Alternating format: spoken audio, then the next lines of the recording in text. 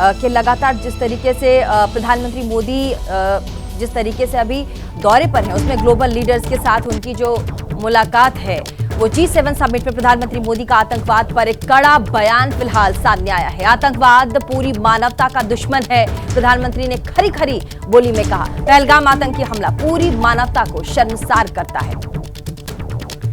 तो इस वक्त की बड़ी खबर आपको बता रहे हैं। G7 समिट में प्रधानमंत्री मोदी ने भारत का रुख साफ कर दिया है। आतंकवाद के मुद्दे पर आतंकवाद को पूरी मानवता का दुश्मन बताया है और कहा कि जो हमला पहलगाम में आतंकियों ने किया था, वो हमला दरअसल सिर्फ भारत पर नहीं बल्कि पूरी मानवता पर हमला था।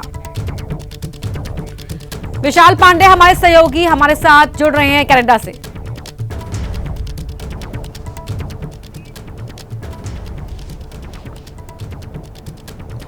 और विशाल, देखिए आप जिस तरीके से वैश्विक मंच पर जाकर प्रधानमंत्री ने खरी खरी तमाम देशों के सामने कहा है और कहा है कि जो आतंकवाद है ये गवारा नहीं है। जिस तरीके से आतंकवाद करने वाले देश को सब पोषित करते हैं, उसको समर्थन करते हैं, ये सही नहीं है। इस पर क्या कहेंगे आप?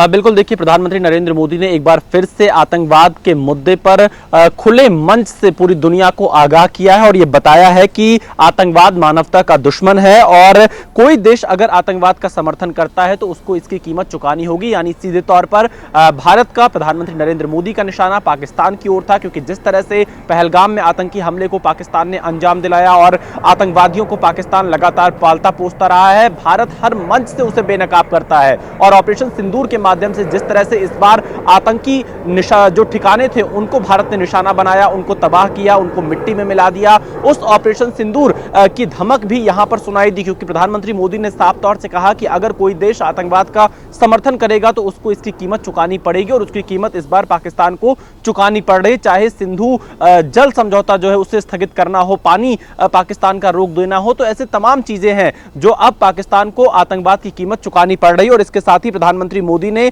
पहलगाम हमले को लेकर भी जिन देशों ने दुख जताया था उनको शुक्रिया भी कहा, भारत का साथ देने के लिए, भारत के साथ खड़े होने के लिए। और कुल मिलाकर देखा जाए तो प्रधानमंत्री नरेंद्र मोदी ने एक बार फिर से इस बड़े ग्लोबल मंच G7 के, जहां पर G7 के जो सदस्य देश थे वो तो मौजूद ही थे, उनके साथ ही साथ जो विशेष आमंत्रित देश थे जो इसमें बुलाए गए थे उनके भी प्रतिनिधि मौजूद थे। उनकी मौजूदगी में पीएम मोदी ने एक बार फिर से आतंकवाद के मुद्दे पर